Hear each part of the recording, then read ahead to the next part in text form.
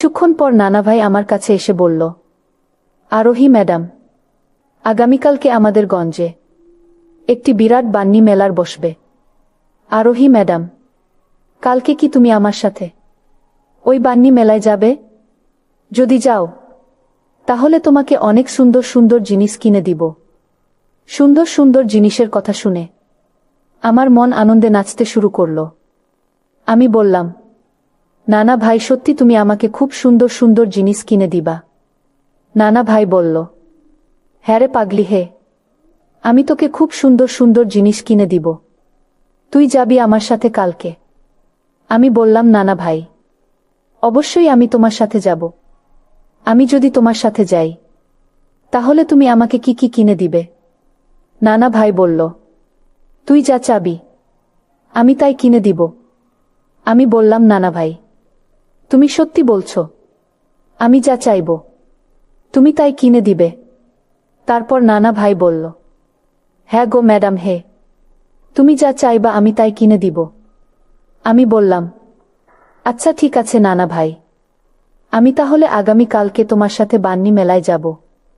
তারপর নানা ভাই বলল, আচ্ছা ঠিক আছে সুন্দরী, কালকে রেডি থাকবা, আমি কালকে তোমাকে এসে নিয়ে যাব। পরের দিন অর্থাৎ বৃহস্পতিবার নানা ভাই আমাকে নিয়ে বান্নি মেলায় যাওয়া শুরু করল। আর তাছাড়া ও শুক্রবারে মামার বিয়ে। মামার বিয়ের কিছু জিনিস কেনার জন্য নানা ভাই আমাকে নিয়ে বান্নি মেলাটা যাচ্ছে। বান্নি মেলাটা আমাদের নানু বাড়ি থেকে প্রায় 3 থেকে 4 কিলোমিটার দূর হবে। অনেক বড় একটি মেলা। নানা ভাই আমাকে নিয়ে একটি রিকশায় উঠল। রিকশায় উঠে বিভিন্ন দৃশ্য দেখতে দেখতে আমার খুব ভালো লাগছিল। চারদিকে সবুজের সমাহার, আর নানার সাথে গল্প করতে করতে হঠাৎ আমরা মেলায় চলে আসলাম। মেলায় গিয়ে কত সুন্দর সুন্দর জিনিস আমার চোখে ধরা পড়ল। যাই দেখলাম তাই তাই আমি নানা ভাইকে কিনে দিতে বললাম। নানা ভাই আমাকে আমি যা চাইলাম তাই কিনে দিল। আমার খুব খুশি খুশি লাগছিল সেদিন। তারপর মেলা থেকে আমি আর নানা ভাই চলে আসব। ঠিক এই মুহূর্তে একটা জিনিস আমার চোখে ধরা পড়ল। আমি বললাম, নানা ভাই, এটা আমাকে কিনে দিবা? তাহলে আমি খুব খুশি হব। নানা ভাই বলল, সুন্দরী, আমি যে তোমাকে এত খুশি করতেছি, তুমি কি আমাকে একবার খুশি করার চিন্তা ভাবনা করেছ? আমি বললাম, নানা ভাই, আমি তোমাকে আবার কিভাবে খুশি করব? নানা ভাই বলল, সুন্দরী, তুমি যদি আমার সাথে একটি কাজ করো তাহলে তোমাকে আরো অনেক সুন্দর সুন্দর জিনিস কিনে দিব। আমি বললাম, নানা ভাই, কি করতে হবে তোমার সাথে? একটু খুলে বলো না।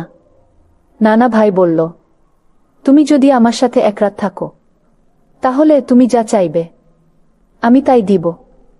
তোমার সাথে আমি কিছু করব না, আমরা দুইজন শুধু গল্প করব। আমি বললাম, নানা ভাই, এটা কোনো ব্যাপার হলো? আমি তোমার সাথে শুক্রবারে রাতে থাকব। নানা ভাই কি মিথ্যে সান্ত্বনা দিয়ে থামানোর চেষ্টা করলাম। নানা ভাইয়ের কাছ থেকে মূলত কোনো কিছু আদায় করার জন্যই এই কাজটি করেছিলাম, কিন্তু এটা যে বাস্তব হয়ে যাবে তা আমি কখনো বুঝতে পারি নাই। পরের দিন শুক্রবার, মামার বিয়ে। বিয়ে বাড়িতে এত মানুষের সমাগম, আত্মীয় স্বজন, সবাই বাড়ি পূর্ণ ভর্তি ছিল। দেখতে দেখতে রাত অনেক হয়ে গেল। এখন শোয়ার পালা। যে যেখানে পারছে সেখানেই শুয়ে পড়ছে। অর্থাৎ বাড়িতে মেহমান অনেক বেশি, জায়গারও খুব সংকট। আমার আম্মু আমার নানুর পাশে গিয়ে শুয়ে পড়ল।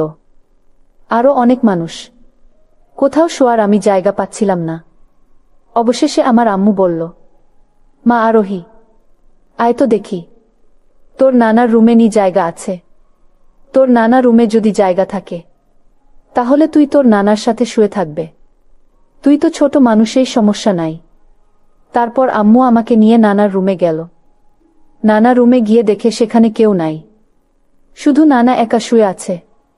অর্থাৎ নানাকে সবাই ভয় পায়। নানা অনেক রাগী মানুষ, কেউ নানার রুমে সহজে যায় না। নানা রুমে কেউ নেই, তাই আমার আম্মু বলল, মা আরোহী, তুই তোর নানার কাছে গিয়ে শুয়ে পড়, সেখানে কেউ নেই, খুব আরামে ঘুমাতে পারবি। আমি কি করব তখন? বুঝতে পারছিলাম না। আর মাকে তো এসব কথা বলাও যাচ্ছে না, কিছু করার ছিল না। ভাগে পড়ে। আমি আমার নানা রুমে।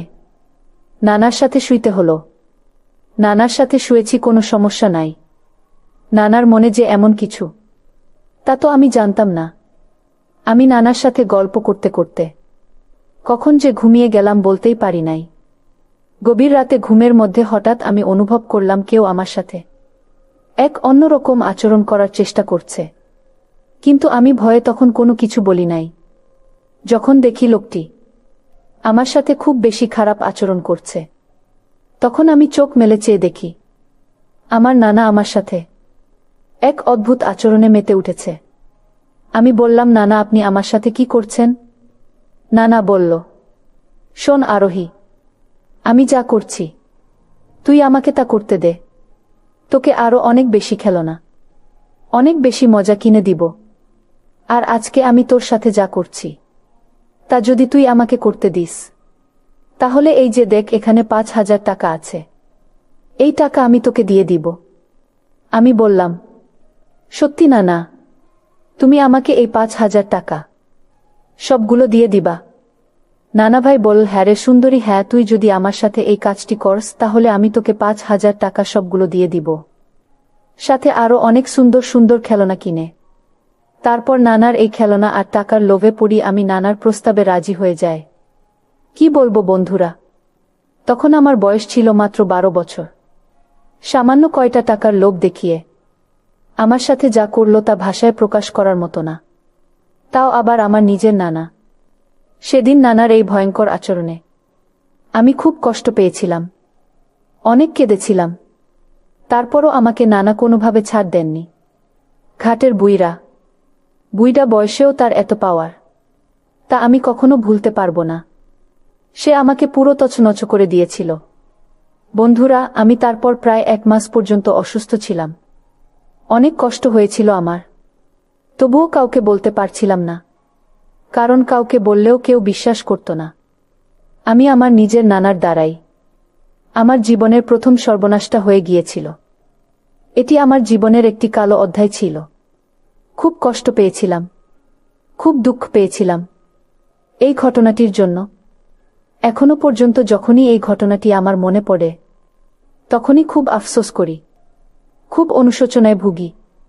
বন্ধুরা, পরিশেষে আমি তোমাদেরকে বলবো, তোমাদের জীবনেও বা তোমাদের ছেলে মেয়েদের ক্ষেত্রেও এরকম ধরনের ঘটনা ঘটতে পারে, কারণ বিশ্বস্ত লোক দ্বারাই ক্ষতিগ্রস্তের সম্ভাবনাটা বেশি হয়ে থাকে।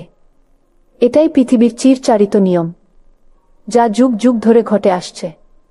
সুতরাং আমাদের প্রত্যেকেরই উচিত আমাদের প্রত্যেকের ছেলে মেয়েদের প্রতি আলাদাভাবে নজর রাখা। তাহলে হয়তো এরকম ধরনের সমস্যা হতে আমরা রক্ষা পেতে পারি। বন্ধুরা, আজকে এই পর্যন্তই। আবারও আসবো তোমাদের মধ্যে নতুন কোনো ভিডিও নিয়ে। ভিডিওটি যদি তোমাদের ভালো লাগে তাহলে একটি লাইক দাও। প্রতিদিন আমি তোমাদেরকে একটা করে নতুন গল্প উপহার দিব, তাই তোমাদেরকে অনুরোধ করে বলছি, তোমরা যদি এই রকম ধরনের ইন্টারেস্টিং গল্প পেতে চাও তাহলে দয়া করে আমার চ্যানেলটি সাবস্ক্রাইব করো। পরিশেষে তোমাদের সকলের সুস্বাস্থ্য কামনা করি। ভিডিওটি দেখার জন্য তোমাদের সকলকে অসংখ্য ধন্যবাদ।